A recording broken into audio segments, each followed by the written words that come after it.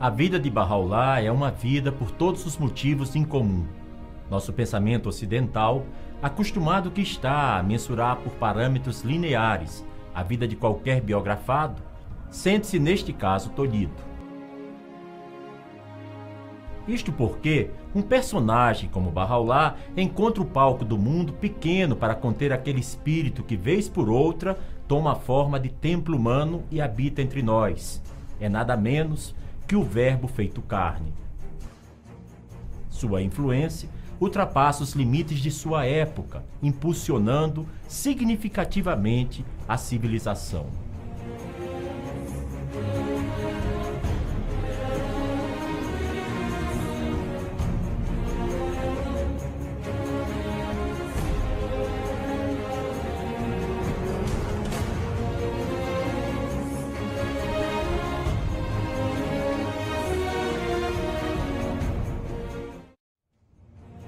Fato é que há 200 anos, vem desafiando os estudiosos do pensamento religioso é descobrir uma metodologia que possa assertivamente descrever o que é puro espírito.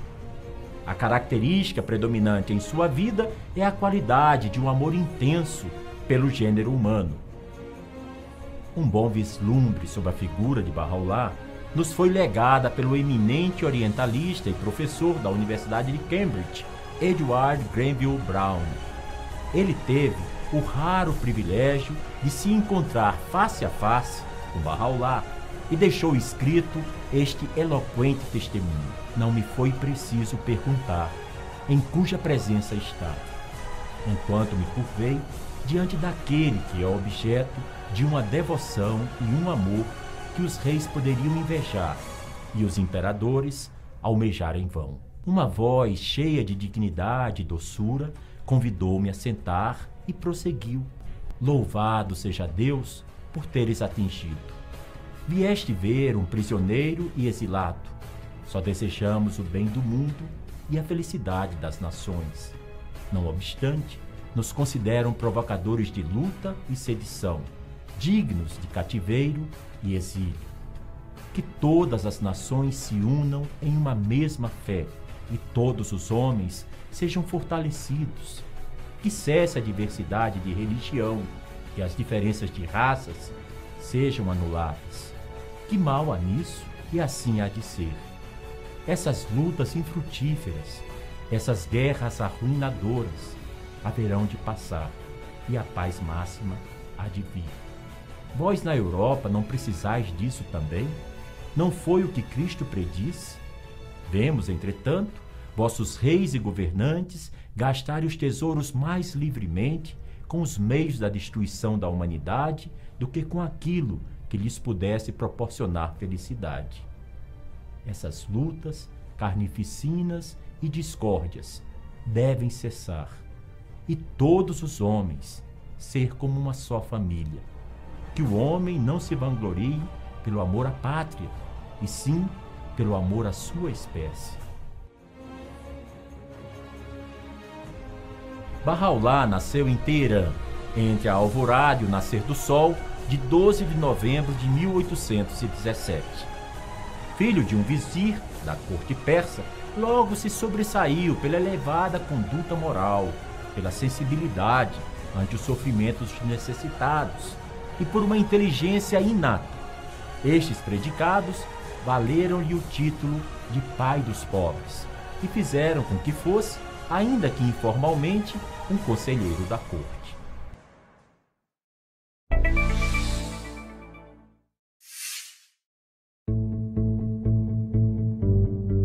Sua juventude teve tranquilidade até 1844, data em que abraçou com intrepidez e ardor a causa do Báb, uma causa que trazia novo alento de vida não apenas à Pérsia, mas, como se veria nos anos e décadas seguintes, ao próprio corpo da humanidade, e estava destinada a promover a maior revolução espiritual de todos os tempos. Inicialmente, comovendo os alicerces da sociedade persa, engolfando em um mutirão messiânico ricos e pobres, cultos e iletrados, homens e mulheres de todas as idades. e depois, progressivamente, conquistando corações e mentes além fronteiras. Ninguém poderia ser indiferente ao que estava se desenvolvendo naqueles anos. Convém mencionar algumas características sobre a Pérsia, hoje Irã, em meados do século XIX. Um relato histórico sobre aquela época é bastante enfático. Todos os observadores concordam em representar a Pérsia como uma nação débil e atrasada, dividida em si por práticas corruptas e feroz intolerância. Ineficiência e miséria, frutos da decadência moral, cresciam em todo lugar. Das camadas mais altas até as mais baixas, parecia não haver capacidade para se efetivar reformas, nem sequer a vontade de instruí-las seriamente. A vaidade nacional pregava uma grandiosa autossatisfação.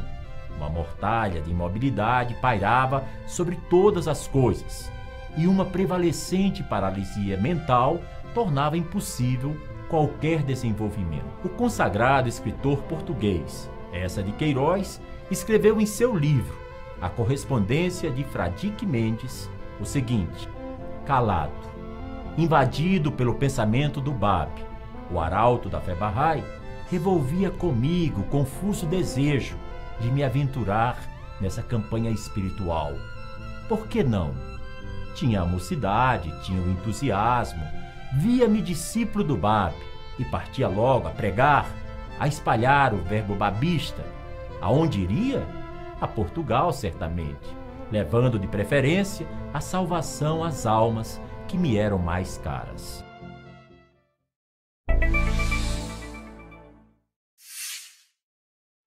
Recebida com feroz oposição, acirrando os ânimos do fanatismo e da intolerância religiosa do Islã, berço de onde nascia a nova revelação, a verdade é, a causa do Bab, na medida em que trazia a voz de Deus aos ouvidos de milhões de pessoas, transformava de forma incontestável a vida social, moral e espiritual da Pérsia.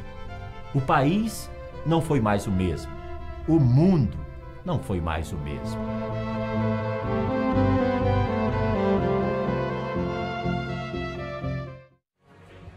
O próprio Bab, autor de tão estupenda revelação, foi alvo de perseguição e violências de um clero muçulmano rebelado à sua palavra e de um sistema teocrático de governo carcomido pela corrupção e ambição sem paralelo dentre as monarquias então existentes no contexto internacional.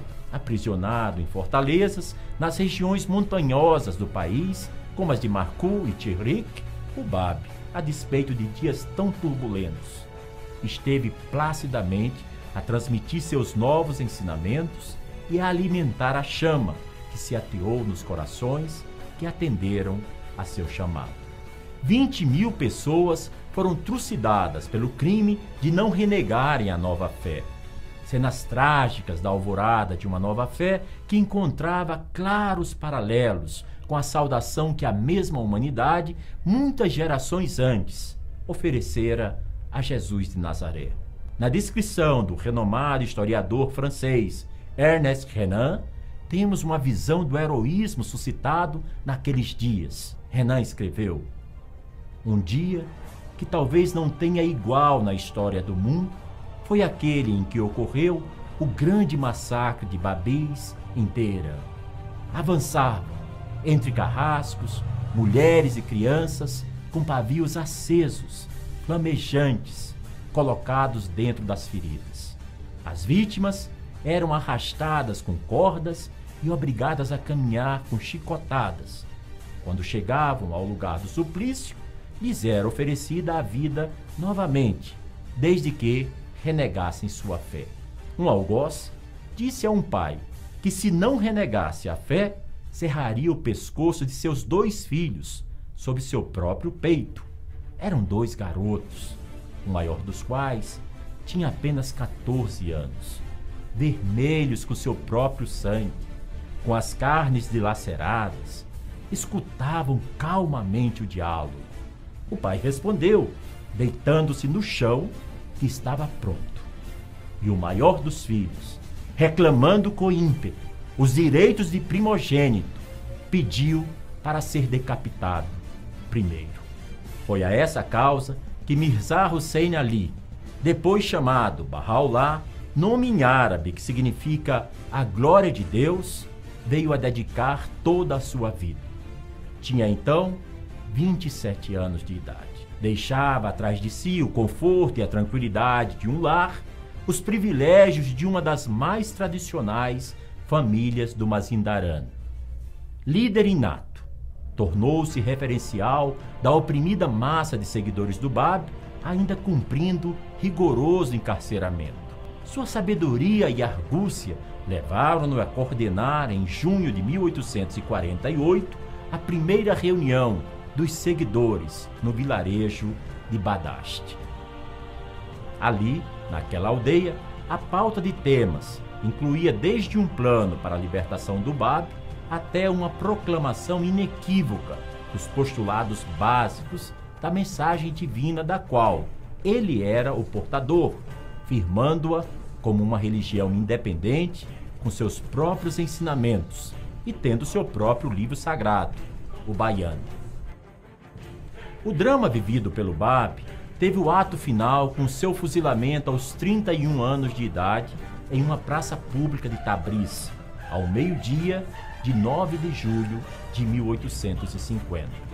O historiador e representante consular do governo francês no Irã, no século XIX, A.L.M. Nicholas, referindo-se ao Báb, o profeta precursor de Bahá'u'lláh, escreveu: "Este é um dos mais magnificentes exemplos de coragem que a humanidade tem testemunhado. E é também uma admirável prova do amor nutrido por nosso herói, por seus semelhantes. O Báb sacrificou-se pela humanidade, deu seu corpo e sua alma, sofreu provações, insultos, indignidades, tortura e martírio. O Báb selou com seu sangue o pacto da fraternidade universal e, como Jesus, deu sua vida como precursor do reino da concórdia, justiça e amor por seu próximo." As peculiaridades deste drama inspiraram os intelectuais da época, como o filósofo Leon Tolstói, o eminente orientalista britânico Edward Grenville Brown, e inspirou a peça teatral intitulada O Báb, protagonizada em Moscou por Olga Krnevskaya e depois encenada em prestigiosos palcos de diversas capitais da Europa.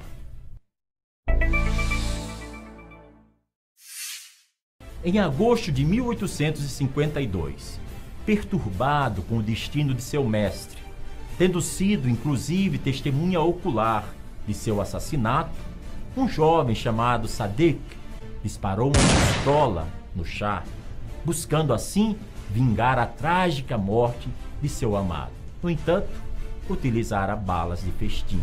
Em decorrência deste ato impensado, tresloucado, instaurou-se uma nova onda de massacre aos seguidores da nova fé.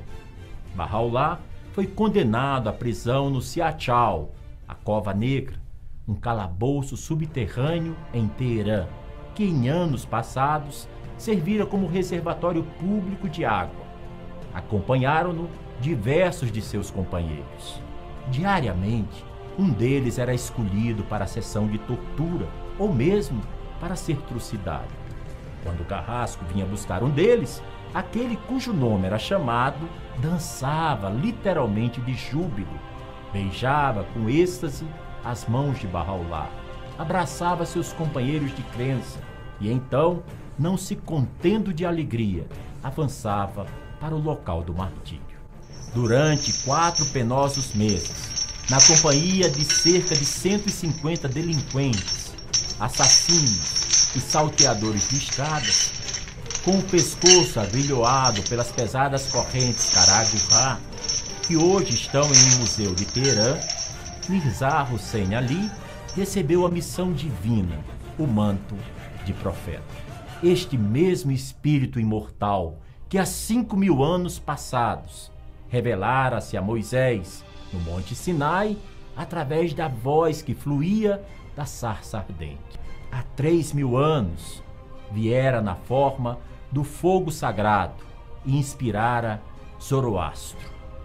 Há 2.000 anos manifestara-se através da pomba que baixava sobre a cabeça de Jesus Cristo na Judéia. E há 1.300 anos comunicara-se com Muhammad através do anjo Gabriel, agora, ali, naquele fétido calabouço do Siachal de Teherã. O chamado divino inspirava Mirza Hussein Ali, personificado por uma jovem. Sobre essa memorável ocasião, Bahá'u'lláh escreveu: uma noite em sonho. Estas exaltadas palavras foram ouvidas de todos os lados. Verdadeiramente, nós te faremos vitorioso por ti mesmo e por tua pena. Não lamentes pelo que te tem sobrevido, nem temas, pois estás em segurança. Em breve, Deus fará que se ergam os tesouros da terra, homens que hão de ajudar-te por ti e por teu nome, por meio do qual Deus ressuscitou o coração dos que o reconheceram.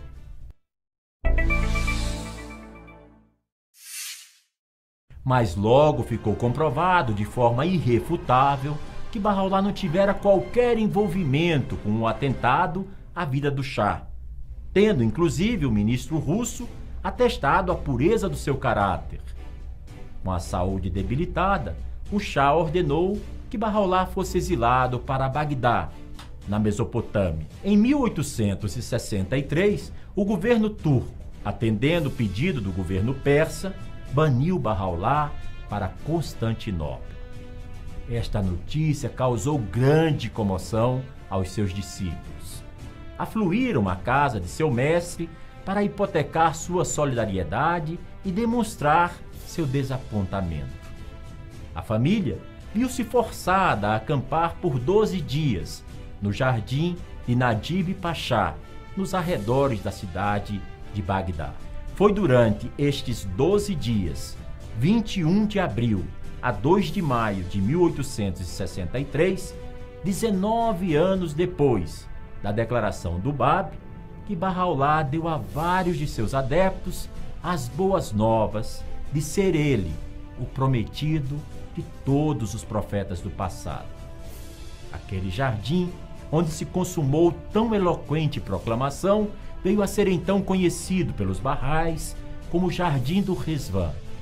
E aqueles dias passaram à história como Festival do Rizván, um festival que é anualmente celebrado em cerca de 125.000 localidades, onde atualmente residem Bahá'ís. A viagem a Constantinopla durou de 3 a 4 meses. A caravana contava com Bahá'u'lláh, sua família e mais 26 seguidores.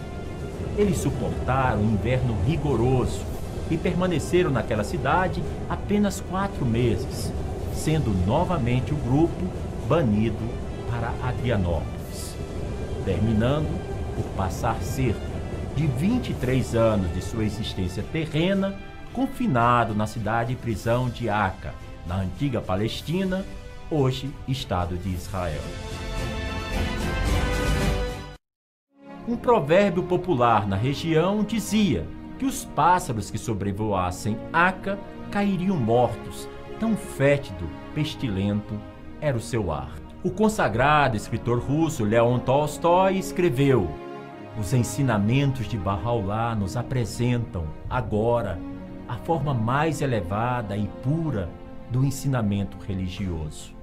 Nós desperdiçamos nossas vidas tentando desvendar os mistérios do universo. Mas havia um prisioneiro do governo turco, Bahá'u'lláh, em Aca, na Palestina, que possuía a chave.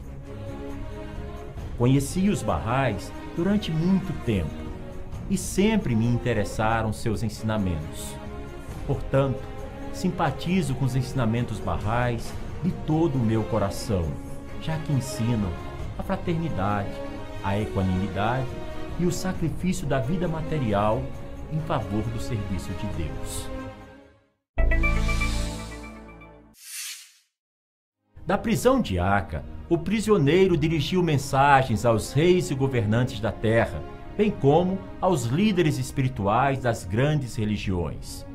Bahá'u'lláh anunciava que as promessas de todos os tempos estavam finalmente cumpridas.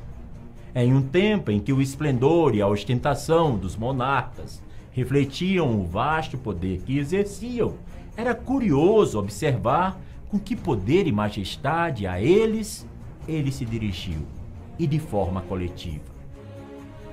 Ó reis da terra, já veio aquele que é o Senhor soberano de todos. O reino é de Deus, o onipotente protetor, o que subsiste por si próprio. Ó reis da terra, a maior lei foi revelada neste lugar, nesta cena de transcendente esplendor. Tudo oculto veio à luz. Sois apenas vassalos, ó reis da terra. Aquele que é o Rei dos Reis apareceu, adornado de sua glória, e vos convoca a ele mesmo. As epístolas de Bahá'u'lláh, dirigidas individualmente aos governantes do mundo, foram enfáticas e claras. Disse-lhes que, a não ser que os laços de afeição e unidade entre todos os homens fossem ampliados, a não ser que as nações se unissem em amigável cooperação para trazer paz ao mundo, a não ser que os direitos de todos os homens, e especialmente os dos pobres e humildes, fossem garantidos e salvaguardados, a não ser que os homens, e especialmente os líderes, vivessem suas vidas de acordo com o que fosse do agrado de Deus e não de seu próprio agrado, seus reinos, suas possessões, seus privilégios, seus prazeres, todos lhes seriam tirados pelo Senhor da vinha, o Messias, o qual então daria à vinha, à terra, aquelas almas dignas entre os eleitos, que sobrevivessem da grande aflição que a humanidade teria trazido para si mesma. Romain Rolland, ganhador do Prêmio Nobel de Literatura de 1915, escreveu: a fé Bahá'í é, acima de tudo, uma religião ética, que não concebe a religião sem a prática e que busca estar de acordo com a ciência e a razão, sem cultos nem sacerdotes. O primeiro dever é que cada um tenha uma profissão. O trabalho é sagrado, é uma bênção divina. Bahá'u'lláh, um prisioneiro, escreveu e respondeu algumas epístolas de admirável beleza moral sob o nome de O Oprimido.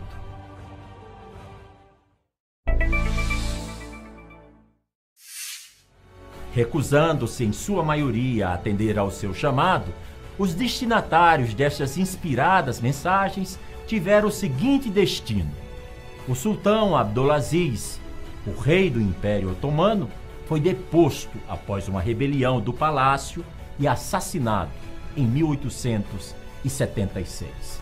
A Primeira Guerra Mundial resultou na dissolução do Império Otomano, na abolição do sultanado e na proclamação de uma república. Alexandre Nicolau II, o czar da Rússia, após sofrer vários atentados contra sua vida, morreu assassinado. Uma revolução sangrenta que culminou com a perseguição do clero, sendo então executado o czar e toda a sua família, extinguindo-se assim a dinastia da poderosa família Romanov. Francisco José, o imperador da Áustria e rei da Hungria, foi engolfado em tragédias e calamidades que afligiram sua nação, criando-se uma república das ruínas de seu vão santo Império Romano, desaparecendo, por consequência, do mapa político da Europa. Napoleão III, imperador da França, que ao receber a epístola de Bahá'u'lláh, teria declarado: se isto é de Deus, eu sou duas vezes Deus. Teve humilhante derrota na Batalha de Sedan em 1870. Batalha que foi registrada como uma das grandes capitulações militares da história moderna. Napoleão III perdeu seu reino e passou os últimos anos de vida no exílio. Seu império entrou em colapso e uma feroz guerra civil foi seguida pela coroação de William I, o rei prussiano, como imperador do Império Germânico Unido, que passou a ocupar o Palácio de Versalhes. Nasiruddin Shah, o rei da Pérsia, na plenitude de seu poder, foi assassinado quando rezava, na noite da celebração do seu jubileu, que deveria ficar na história como o maior dia nos anais da nação persa. Seus descendentes foram rápida e ignominiosamente eclipsados, marcando o desaparecimento da dinastia Qajar. A rainha Vitória, do Império Britânico, a única cabeça coroada, louvada por Bahá'u'lláh, por suas ações, proibindo o tráfico de escravos e por ter confiado o reino ao Conselho dos Representantes do Povo, foi preservada, sendo esta a mais longa de qualquer dinastia britânica. Sua bisneta, a Rainha Maria da Romênia, espontaneamente atestou a grandeza da mensagem de Bahá'u'lláh, vindo ela própria a se declarar sua seguidora. O Kaiser Guilherme I, da Alemanha, enfrentou 2 tentativas de assassinato de sua vida. Seu trono foi usurpado por Guilherme II, cujo orgulho levou a Europa à guerra de 1914 a 1918, precipitando a revolução na capital da Alemanha, ensejando assim o aparecimento do comunismo em várias cidades do país. A Constituição de Weimar marcou a extinção do Império em severos termos que provocaram as lamentações preditas por Bahá'u'lláh na metade do século XIX. O Papa Pio IX, o inquestionado cabeça da mais poderosa igreja da cristandade, foi compelido a submeter-se à deposição do Estado papal e da própria Roma, na qual a bandeira do Papa havia tremulado por 1000 anos, e para testemunhar a humilhação das ordens religiosas sob sua jurisdição, sofrendo de enfermidades físicas e mentais, terminou assim seus anos. A virtual extinção da soberania temporal do Papa foi simbolizada pelo reconhecimento formal do Reino da Itália. Daquela longínqua prisão de Acre, foi liberada ao mundo o espírito da nova era. Os ensinamentos de Bahá'u'lláh giram em torno da unidade do gênero humano. Para se atingir tão extraordinária meta, ele delineou os princípios básicos, que, levados à prática, dariam início a um novo estágio na história humana. A livre pesquisa da verdade, sem influência nem preconceito. A verdade é uma só e é indivisível. Alertava Bahá'u'lláh a humanidade para ver Deus com seus próprios olhos e não pelos olhos de outrem. Assim, formulava o princípio de que a revelação divina é contínua e progressiva, ou seja, existe um Deus, uma verdade, uma humanidade. Estamos diante de uma grande escola que seria a humanidade. Os professores desta escola chamaram-se Abraão, Krishna, Moisés, Zoroastro, Jesus Cristo, Buda, Muhammad, o Bab e agora Bahá'u'lláh. Todos eles ensinaram o amor ao próximo, o amor a Deus e trouxeram leis e ensinamentos adequados à época em que eles vieram. Seus livros sagrados são recitados por seus milhões de seguidores nas diversas regiões do planeta. O Bhagavad Gita, o Pentateuco, o Evangelho de Buda, o Zen de Avesta, o Novo Testamento, o Alcorão, o Bayan e o Kitab Aqdas. O reitor é o mesmo, aquele que lhes enviou para impulsionar a civilização humana. A igualdade de direitos e oportunidades para o homem e a mulher passa a ser um dos predicados para uma nova ordem mundial. Desde seus primórdios, com a designação de uma mulher extraordinária como discípula nesta causa, a poetisa Tahirih, que viveu entre os anos de 1817 e 1852. Tahirih protagonizou um drama único nos anais da história religiosa e cujas palavras finais, ante aqueles que lhe tiraram a vida, ecoam ainda hoje como fonte de consolo para a libertação feminina. Podeis me matar quando bem o quiserdes, mas não podeis impedir a emancipação das mulheres. Visualizando a humanidade como um pássaro, no qual uma asa representa o homem e a outra asa a mulher, para concluir que o pássaro não poderia alçar voo no espaço ilimitado sem o equilíbrio dessas duas asas. Neste aspecto, sua mensagem soou como um dobre de finados pelos longos séculos em que a mulher fora brutalmente discriminada. A harmonia essencial entre a religião, a ciência e a razão, considerando que, sendo a verdade uma, não seria racional aceitar um aspecto em detrimento de outro. Seus ensinamentos são enfáticos ao afirmar que o conhecimento é um ponto. Os ignorantes o multiplicaram. A eliminação das diversas formas de preconceitos.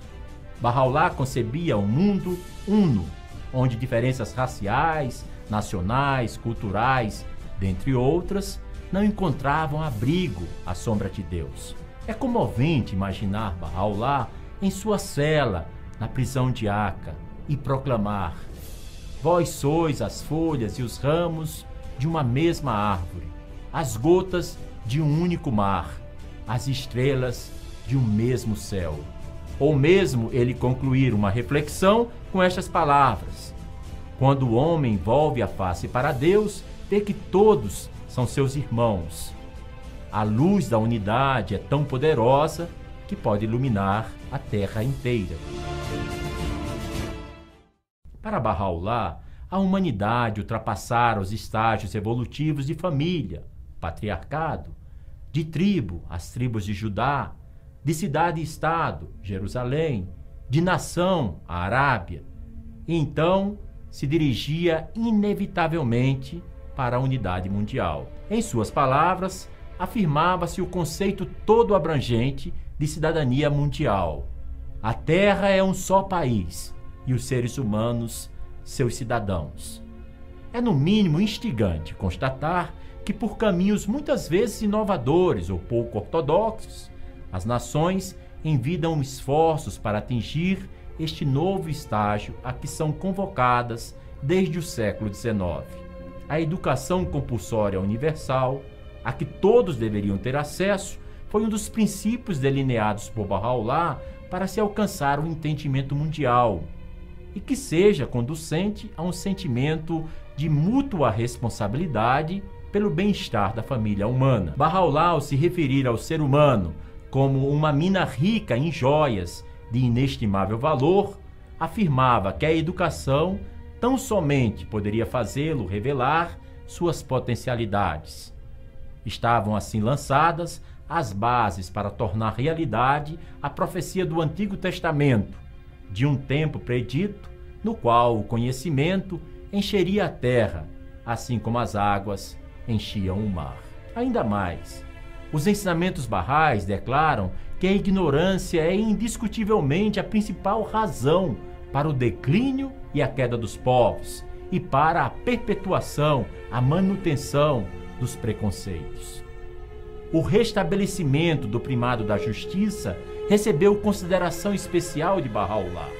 Ele declarou que a justiça é a mais amada dentre todas as coisas e também que ela se sustenta em dois pilares: recompensa e punição. Parte considerável dos escritos de Bahá'u'lláh relaciona-se com a justiça, enquanto bem supremo e abrigo ideal para a civilização.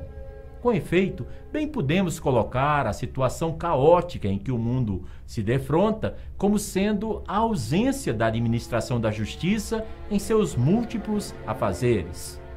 Com o olhar no retrovisor da história, pode-se afirmar que, com o poder liberado por suas palavras, a força de seu verbo regenerador e, sobretudo, a excelência desta vida consagrada à unificação dos povos e das raças da terra, somos então impelidos a uma profunda reflexão sobre o destino glorioso a que é alçado o ser humano. Aconselhando-o primeiramente a possuir um coração puro bondoso e radiante, Bahá'u'lláh o convoca para ser amigo de sua alma nos reinos espirituais, a purificar o próprio coração para sua descida e a nada plantar nele, salvo a rosa do amor. George Townsend escreveu: Bahá'u'lláh reacendeu as chamas da fé e da felicidade no coração dos homens. Seu saber era inato e espontâneo, não adquirido em qualquer escola. Todas as perfeições humanas foram nele encarnadas. Sua força era infinita. Como um médico divino, Bahá'u'lláh diagnosticou o mal da época e prescreveu o remédio. Seus ensinamentos foram de âmbito universal e iluminaram toda a humanidade.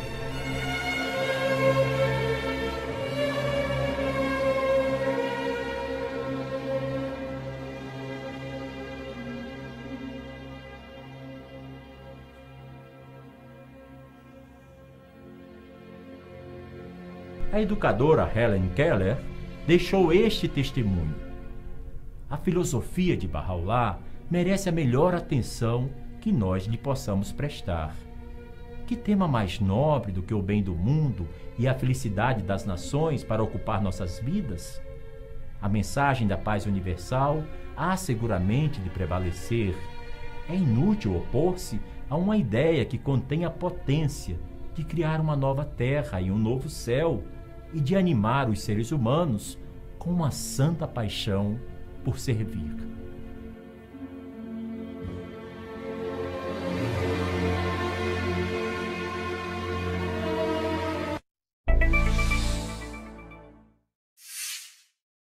Ao anunciar que a humanidade atingira a época da maturidade, Bahá'u'lláh declarou que fomos criados para conhecer e adorar a Deus e para levar avante uma civilização em constante evolução. Dessa maneira, ele deu uma nova meta espiritual aos seres humanos, qual seja buscar a salvação coletiva e não tão somente a salvação individual. É necessário destacar que a palavra Deus, que é um símbolo para aquela transcendente realidade, através da qual toda a existência é regida e mantida, Deus não é o produto da imaginação humana, nem uma criação da mente, ou mesmo uma fantasia inventada e real, ou então um mero reflexo de circunstâncias particulares, tanto social como econômica. Os ensinamentos de Bahá'u'lláh asseguram que Deus não pode ser conhecido em sua essência. Ele está além de nossa compreensão. De acordo com seus ensinamentos, a essência de Deus permanecerá para sempre oculta dos homens, pois, como Bahá'u'lláh disse, ele é o oculto dos ocultos e o manifesto dos manifestos. Deus, aquela essência incognoscível, é muito mais que o Criador do homem. Ele é também o Senhor da história.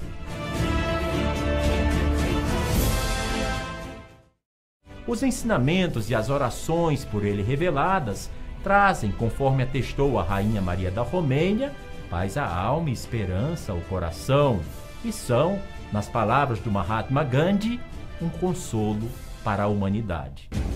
A Rainha Maria da Romênia escreveu este testemunho: o ensinamento Bahá'í traz paz à alma e esperança ao coração. É como um amplo abraço que reúne a todos os que buscaram durante muito tempo palavras de esperança. Aceita todos os profetas anteriores, não destrói nenhum credo e deixa todas as portas abertas. Entristecida pela contenda contínua entre os crentes e muitas religiões e aborrecida pela intolerância de uns para com os outros, descobri nos ensinamentos Bahá'ís o verdadeiro Espírito de Cristo, que é tão a miúde negado e mal compreendido. A unidade em vez da dissensão, a esperança em vez da condenação, o amor em vez do ódio e uma grande confiança renovada para todos os homens. Hoje, mais do que nunca, quando o mundo se defronta com uma crise de confusão e intranquilidade, temos que nos manter firmes na fé e buscar aquilo que une, em vez do que divide. Para aqueles que buscam a luz, os ensinamentos Baha'is oferecem uma estrela que os guiará para a compreensão mais profunda, dando-lhes a certeza da paz e boa vontade para com todos os homens. Em suas orações, o coração sensível pode contemplar a perfeita comunhão entre o amante e o amado. Não sei, ó meu Deus, qual é este fogo que ateaste em meu ser.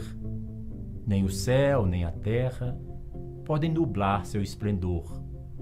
Ó meu Deus, faz de tua beleza meu alimento.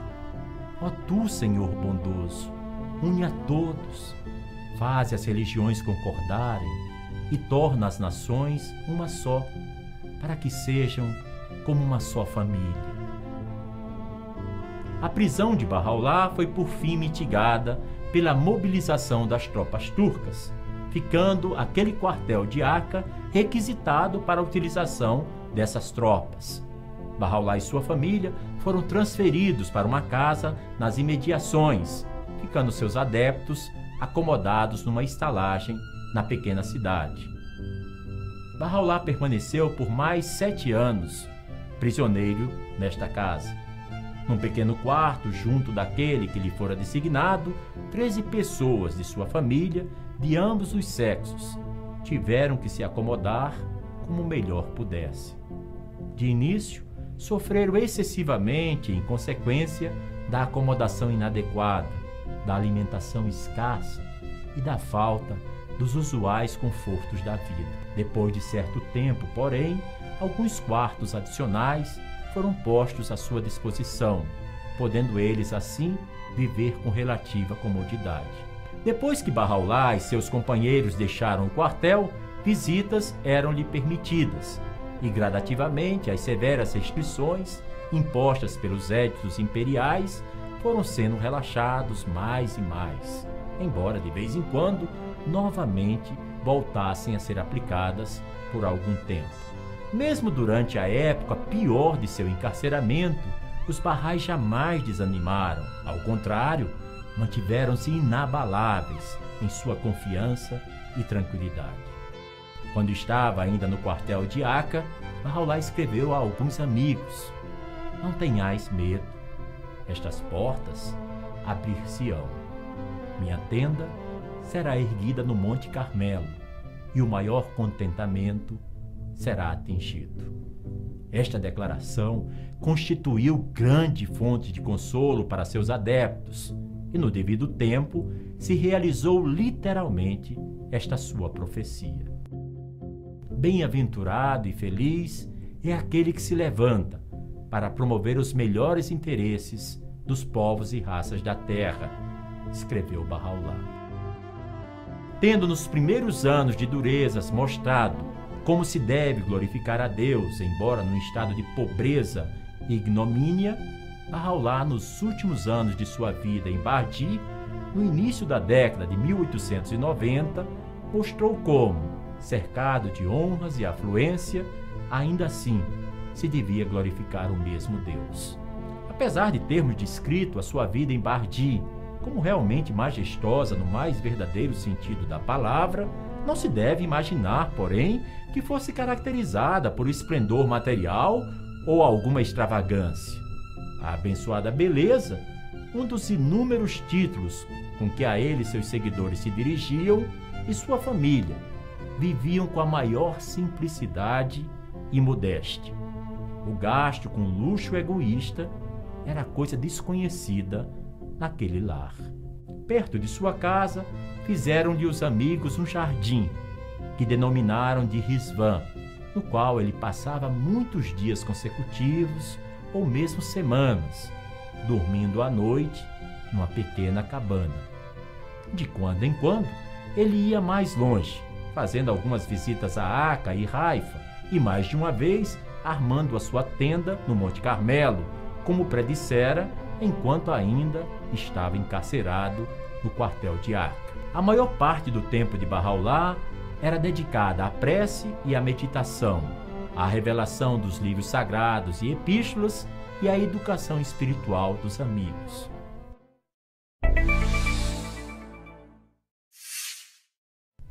Assim passou Bahá'u'lláh simples e serenamente o outono da sua vida na Terra, até que, após um ataque de febre, expirou em 29 de maio de 1892, contava a idade de 75 anos.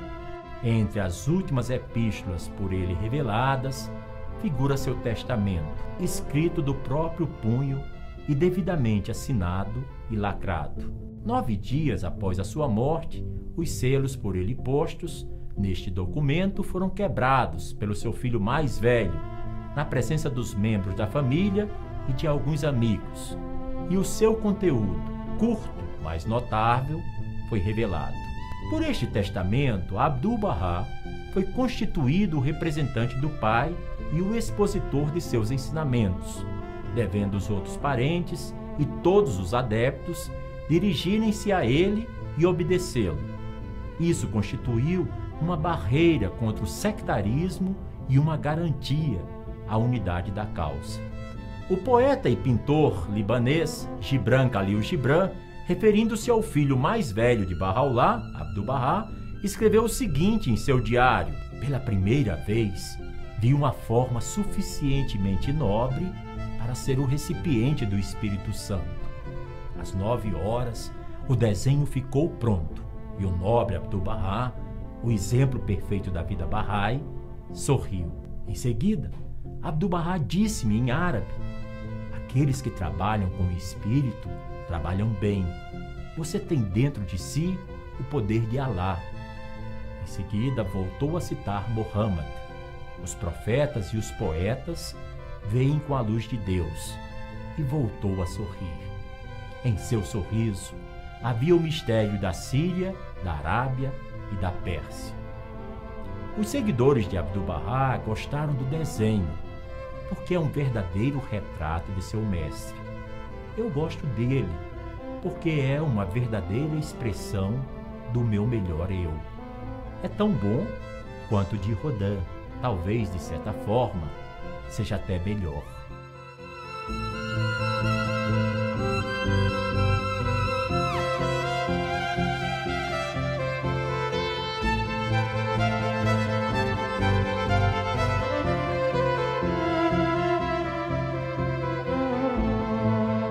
Lázaro Luiz Amenhof, referindo-se a Abdu'l-Bahá, o exemplo perfeito dos ensinamentos de Bahá'u'lláh, escreveu: estimo muitíssimo a personalidade de Abdu'l-Bahá e seu trabalho. Nele vejo um dos grandes benfeitores que a humanidade já produziu. Como vimos, nos últimos 200 anos, personalidades de renome mundial, como filósofos, poetas, políticos, membros da realeza, escritores, inventores, músicos, educadores e cientistas, foram profundamente impactados com a visão de um novo mundo trazida a eles por Bahá'u'lláh.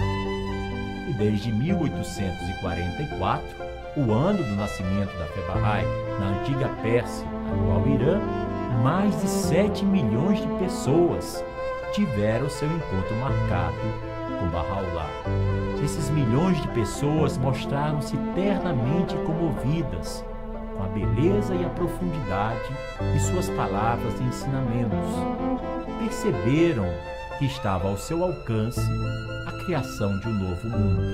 Mais do que isso, elas foram incendiadas com a poderosa visão de que pela primeira vez na história humana temos finalmente diante de nós nada menos que o cumprimento da conhecida oração do Pai Nosso, oração em que há mais de 2000 anos milhões de pessoas suplicam a Deus que venha a nós o vosso reino.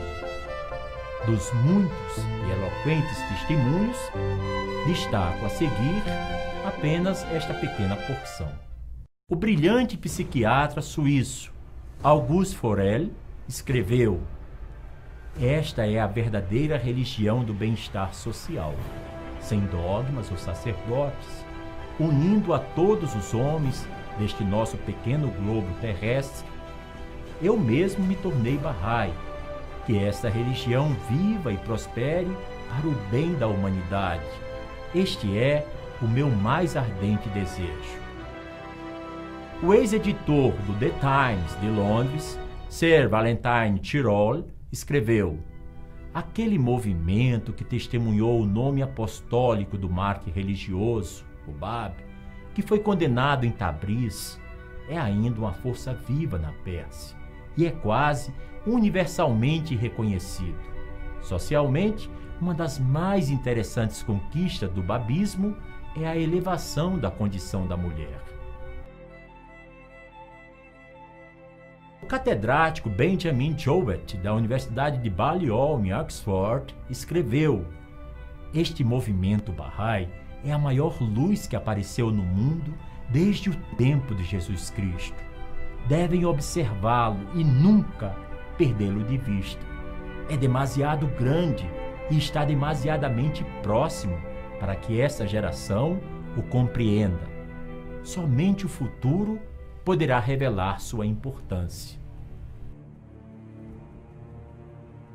O escritor e professor da Universidade de Oxford, T.K. Cheyne, deixou este depoimento escrito: eu deveria expressar minha própria adesão ao líder Bahá'í em termos mais brilhantes. Se existiu algum profeta nos últimos tempos, é para Bahá'u'lláh que nos devemos voltar. O caráter é o juiz final. Bahá'u'lláh foi um homem da mais alta classe, aquela dos profetas. O escritor brasileiro Érico Veríssimo escreveu em seu livro Israel em Abril o seguinte: gostaria de caminhar sem pressa pelas ruas de Haifa e subir um dia, à hora do poente, os degraus de mármore, que por entre solenes ciprestes me levariam até a porta do templo Bahá'í e talvez a salvação espiritual. O renomado trompetista, cantor e compositor de jazz, Dizzy Gillespie, escreveu: eu creio que há um Deus e ele se manifesta à humanidade através de grandes educadores por períodos específicos de tempo em nosso desenvolvimento espiritual, que ele os envia periodicamente. É como um corredor de revezamento que tem um bastão na mão. Você pode olhar a palavra de Deus como um bastão, o Espírito Santo. O corredor agarra o bastão e corre, e enquanto ele corre, isso é a revelação do que está acontecendo. Quando chega ao fim, ele passa para a pessoa seguinte, e este começa a correr com ele. E essa é a própria religião, ou melhor, a mesma religião.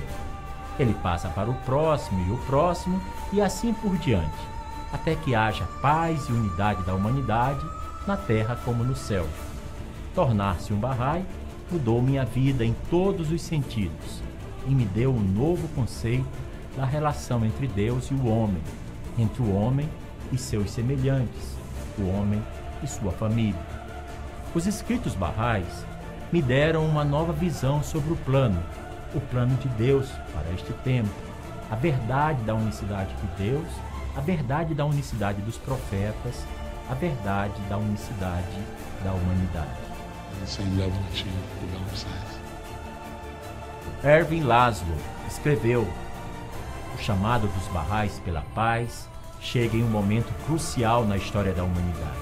A paz no mundo contemporâneo não é mais uma opção, mas uma necessidade. Todos os líderes e povos devem reconhecer esse fato e alcançar a maturidade pela qual a fé Bahá'í prevê a vinda da era da maturidade. Arnold Toynbee escreveu: a fé Bahá'í não é uma seita derivada de alguma outra religião. É uma religião independente e tem a mesma posição que as demais religiões conhecidas. Esta opinião se baseia tanto no estudo como em meu conhecimento pessoal dos Bahá'ís. O Mahatma Gandhi afirmou: a fé Bahá'í é um consolo para a humanidade. And since faith itself cannot be proved by extraneous evidence, the safest course is to believe in the moral government of the world, and therefore in the supremacy of the moral law. O teólogo, filósofo e escritor brasileiro Leonardo Boff, ao agradecer o recebimento do Prêmio Cidadania Mundial em 1999, afirmou o seguinte: os Baha'is consideram que Baha'u'lláh é o grande profeta da nova fase planetária da humanidade. Ele teve este mérito por meio de uma situação vivida, num processo já naquele tempo de balcanização, por ele ter visto qual o chamado fundamental do nosso planeta e da nossa espécie, que é o de ver e construir a unidade. Perceber que, de fato, a Terra é apenas um país e os seres humanos, seus cidadãos. Até há pouco, todos nós, filhos da Terra, estávamos cada um nas suas pátrias, presos nos confins de suas línguas e culturas, mas lentamente fomos deixando o nosso exílio. Estamos todos voltando para a casa comum, reunidos em um único lugar, isto é, o planeta Terra. Cabe à nossa geração sentir esta experiência e realizar aquilo que foi a visão e o sonho de Baha'u'lláh. A paz é uma meta. Ela é só meta à medida em que ela é meio. Só meios pacíficos podem gerar a paz. E ao fazer guerra para gerar paz, propiciar destruição para salvar vidas, faz-se uma contradição para a falsa guerra que estamos assistindo. É o império do velho paradigma, da história que não madurou ainda, da terra que não conseguiu ainda despertar do seu torpor. Mas nós estamos aqui para manter este sonho de que a humanidade vai se reencontrar. Em um dos últimos escritos de Baha'u'lláh, ele dizia isto: chegará o tempo em que um será a luz para o outro e que a humanidade será finalmente inteira, coesa. O tempo não será longo. As primeiras sementes e os brotos desta unidade já estão crescendo. Estamos todos voltando para a casa comum, reunidos como um único lugar, isto é, o planeta Terra. Cabe à nossa geração sentir essa experiência, realizar aquilo que foi a visão e o sonho do Baha'u'lláh. A lembrança dos dias de Baha'u'lláh é um legado único para a humanidade, pois foram em dias atribulados e de tão intensos sofrimentos que pôde prosperar a árvore sempre verdejante desta causa. O amor que ele infundiu naqueles que abraçaram sua causa tem concedido um sentido nobre às suas vidas. Nos últimos 173 anos, milhares de pessoas deixaram seus países para se estabelecer em outras regiões do planeta, proclamando as boas novas de sua vinda. São profissionais liberais, comerciantes, cientistas, educadores ou pessoas muito simples que se deixaram consumir pela visão de um novo mundo, sem fronteiras e sem guerras.